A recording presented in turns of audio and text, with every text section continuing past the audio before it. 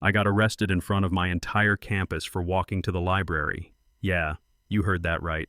No fight, no argument, no stolen property, just me, a backpack full of books, and a cop who decided my rights didn't matter. He told me straight-faced, "Your rights are whatever I say they are." And right then, standing in the middle of the quad with everyone watching, I realized something I'll never forget. The law doesn't always protect you when you look like me. My name's Maya.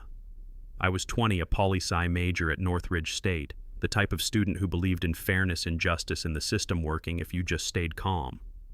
I'd literally walked out of constitutional law class that afternoon, feeling proud. We'd been debating the Fourth Amendment, search and seizure, probable cause, all that, and I remember saying, as long as you know your rights and you stay respectful, you'll be fine. I wish I could go back and laugh at how naive that was. 10 minutes later, I learned the truth. It was a warm Thursday, leaves just starting to turn, and I was crossing the quad toward the library when a patrol car swerved in front of me like I'd run a red light on foot. Door opens and this officer, Brent Wallace, mid-30s, tan uniform, mirrored sunglasses, steps out and says, "You, stop right there. Not excuse me, not ma'am. Just an order sharp and loud enough for people around to look up." I froze because even if you've done nothing wrong, that tone makes you feel guilty somehow. He marches right up, one hand on his belt near the gun, and says, "You match the description of a suspect in multiple locker thefts." I blinked like, what? I literally laughed. Not a disrespectful laugh, more like disbelief, and said, "I think you've got the wrong person." That's all it took for his eyes to narrow. He said, "You think or you know," I told him. "Sir, I'm a student here. I'm just heading to the library." He stepped closer, voice rising. "Don't get smart with me. You can cooperate or you can go downtown." And just like that, I was in the spotlight. People stopped walking. Phones came out. You could feel the tension like a string about to snap. I tried to explain calmly, "Can you tell me what exactly was stolen or when this happened?"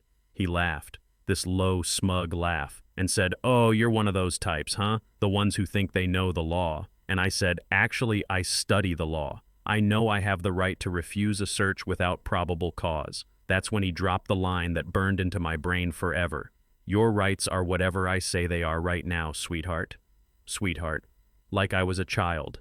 Like he owned me. He ripped the backpack off my shoulder and dumped it right there on the ground, my laptop, notebooks, highlighters, everything spilling out, while he looked at the crowd and said, "Pretty fancy gear for a broke student, huh?" Some people gasped. Some just filmed, some turned away like they couldn't handle watching. I could feel the heat crawl up my neck. Humiliation, anger, fear, all at once. I said, steady as I could, "You don't have the right to do that." He smirked. "Watch me." He held up my laptop and said, "Looks like the kind of thing that goes missing a lot around here." My voice cracked. That laptop was a gift from my parents for making the dean's list. He leaned in and whispered, "Got a receipt for that gift." Then he turned to the crowd and said louder, "She's not cooperating. That's how they do it, you know. They narrate the story before you can." I'll never forget how that felt, standing there surrounded by my classmates while he built a lie out loud. I heard someone yell, "Leave her alone," and another student, Marcus from the student council, said, "She's in my study group, she didn't steal anything." Wallace spun on him and barked, "Back up before I cuff you too." That's when I realized he wanted an audience. I raised my voice so everyone could hear. "I'm being arrested for asking questions about my constitutional rights." He lost it, grabbed my wrists, twisted them behind me, slammed the cuffs on. "You're under arrest for theft and obstruction." Obstruction, for asking a question. He pushed me toward the squad car while people shouted and filmed. My books were still on the ground, pages torn from where they hit the pavement. I told myself not to cry. If I cried, he'd win. But I'll be honest, inside I was terrified. Chief Ortega, the head of campus security, ran up right before the door closed. Calm older guy. He asked Wallace. "What's your probable cause?" Wallace said. "She fits the description." "Black female, green sweater, backpack." Ortega looked around and said, "That's half the female students here, officer." Wallace said, "City jurisdiction. Stay in your lane," and slammed the door. I'll never forget that sound. The door closing on my life like a chapter I didn't agree to write. The car smelled like sweat and vinyl. My hands hurt. I stared out the window at the quad fading behind me, all those faces, some angry, some scared, some curious, and all I could think was they're going to tell this story without me. At the station, they treated me like a criminal. Fingerprints, mugshot, personal items in a plastic bin. Officer Wallace filled out a report that might as well have been fiction. He said I was erratic, that I refused commands, that I attempted to flee. I sat there shaking, thinking about my future, law school internships, everything, and how one man could destroy it in an afternoon. But outside, the world was already catching fire. Jason, the student journalist, uploaded the video. Within hours, it hit local news. Within 12, it was national. Hashtags everywhere. People furious. The clip of Wallace dumping my bag played on repeat, my voice echoing, "I'm being arrested for asking about my rights." The campus erupted. Students marched, professors spoke out, even the dean had to make a statement. They called it unfortunate. That word felt like an insult. But here's where the twist comes in, the part that changed everything. See my dad. He's not just any dad. His name's Daniel Reyes. Senator Daniel Reyes. Yeah, the guy on TV talking about police reform and constitutional accountability. I never used his last name on campus because I wanted to earn things on my own, to just be Maya Carter, regular student. But on my emergency contact form, the school had his real information. So when Dean Collins called my emergency contact to inform them of my arrest, she didn't get a worried parent.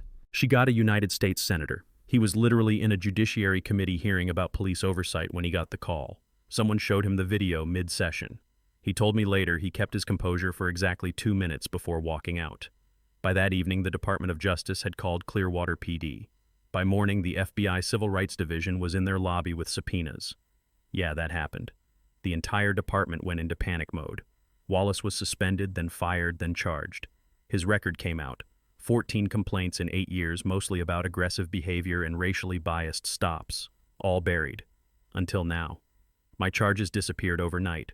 Insufficient evidence. I walked out free but hollow, like someone had stolen the version of me that believed being right would protect me. Northridge University cut ties with Clearwater PD. They created a new rule. City police can't step foot on campus without authorization. And they launched mandatory training on how to assert your rights calmly and safely.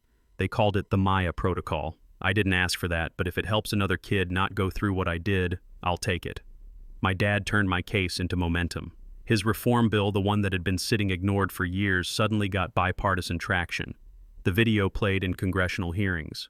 The narrative wasn't just girl arrested anymore. It became, how did we let it get this far? But I'll tell you what I tell everyone. This shouldn't have taken a senator's daughter going viral to make people care.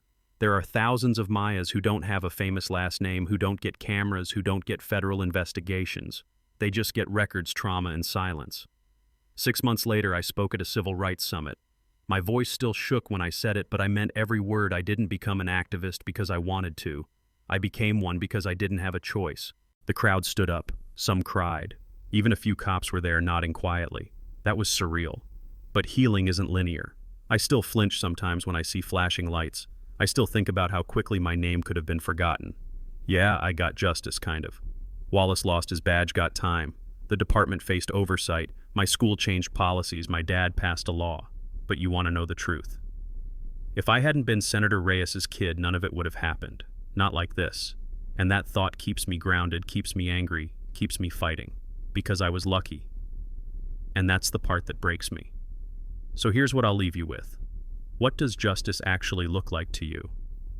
Is it one bad cop losing his job, a law passing, a campus policy changing? Or is it a world where nobody has to go viral just to be treated like a human being? Think about that. And if you're still here listening, drop "I saw it" in the comments. Tell me where you're watching from. Tell me if you've ever seen something like this happen, and whether you spoke up or just kept filming.